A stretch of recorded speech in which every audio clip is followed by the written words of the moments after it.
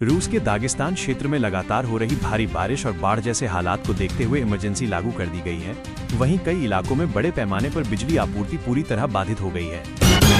Waste Asia में तेजी से बिगड़ते हालात को लेकर इनफॉर्मल ग्रुप ऑफ मिनिस्टर्स की एक महत्वपूर्ण बैठक आयोजित की गई, जिसमें रक्षा मंत्री राजनाथ सिंह ने भी भाग लेकर मौजूदा स्थिति पर चर्चा की। समाजवादी पार्टी प्रमुख अखिलेश यादव रविवार को नोएडा में एक बड़ी जनसभा को संबोधित करेंगे, जहां से वो विधानसभा चुनाव अभियान का औपचारिक शंखनाद करने जा रहे हैं। इजरायल द्वारा किए गए हमले में तेहरान यूनिवर्सिटी की एक इमारत को भारी नुकसान पहुंचने की खबर है।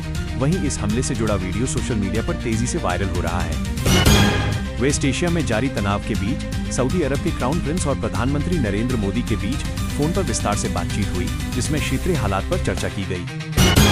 ईरान द्वारा दुबई में एयर डिफेंस डिपो को तबाह करने के दावे को यूक्रेन ने सिरे से खारिज करते हुए इसे गलत और भ्रामक बताया है। केंद्रीय गृह मंत्री अमित शाह गुवाहाटी पहुंच चुके हैं, जहां वो शहर में आयोजित होने वाले भव्य रोड शो में हिस्सा लेने वाले हैं। विदेश मंत्री एस जयशंकर ने फ्रांस के राष्ट्रपति से मुलाकात की। इस दौरान दोनों नेताओं के बीच कई अहम वैश्विक और रणनीतिक मुद्दों पर चर्चा हुई। रूस ने दावा किया है कि उसकी सेना ने पूर्वी यूक्रेन के ब्रुसिव्का इलाके पर सफलतापूर्वक कब्जा कर लिया है। द्रविड़ मुनेत्र कड़गम यानी डीएमके रविवार को अपना चुनावी घोषणा पत्र जारी करेगी। वहीं 31 मार्च से मुख्यमंत्री स्टालिन चुनाव प्रचार अभियान की शुरुआत करेंगे। पाकिस्तान के प्रधानमंत्री शहबाज शरीफ ने ईरान के राष्ट्रपति मसूद पेजेश्कियान से फोन पर बातचीत कर मौजूदा हालात पर चर्चा की।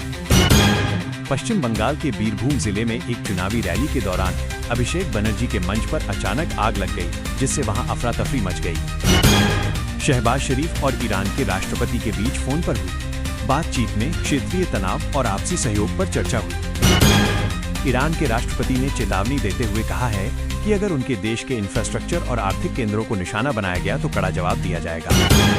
अलगाववादी नेता शब्बीर शाह को पटियाला हाउस कोर्ट ने मनी लॉन्ड्रिंग मामले में जमानत दे दी है। पश्चिम बंगाल में चुनावी रैली के दौरान ममता बनर्जी ने बीजेपी पर हमला बोलते हुए कहा कि अगर वो सत्ता में आई तो बुलडोजर चलाकर सब कुछ तबाह कर देगी। अमित शाह ने दावा किया कि पश्चिम बंगाल में अराजकता का माहौल है और जल्द ही वहां बीजेपी की सरकार बनने जा रही है। नोएडा इंटरनेशनल एयरपोर्ट के उद्घाटन के मौके पर प्रधानमंत्री नरेंद्र मोदी ने कहा कि ये परियोजना देश के युवाओं के भविष्य को नई दिशा और उड़ान देने का काम करेगी। प्रधानमंत्री नरेंद्र मोदी ने नोएडा इंटरनेशनल एयरपोर्ट का भव्य उद्घाटन कर इसे देश को समर्पित किया। उत्तर प्रदेश के मुख्यमंत्री योगी आदित्यनाथ ने कहा कि जेवर एयरपोर्ट से राज्य को एक नई अंतर्राष्ट्रीय पहचान मिलने वाली है। दिल्ली एयरपोर्ट पर इंडिगो की एक फ्लाइट की सुरक्षित लैंडिंग कराई गई, जिसमें सभी यात्री पूरी तरह सुरक्षित बताए जा रहे हैं। आईजीआई एयरपोर्ट पर इंडिगो विमान के इंजन में खराबी की आशंका के चलते फुल इमरजेंसी घोषित कर दी गई। मिडिल ईस्ट में तनाव के बीच राहत की खबर सामने आई है कि तेल लेकर 2 जहाज सुरक्षित रूप से होर्मुज जलडमरू मध्य को पार कर रहे हैं। भारत के लिए पेट्रोलियम उत्पाद लेकर जा रहे 2 और जहाज भी होर्मुज जलडमरू मध्य को पार करने की तैयारी में हैं।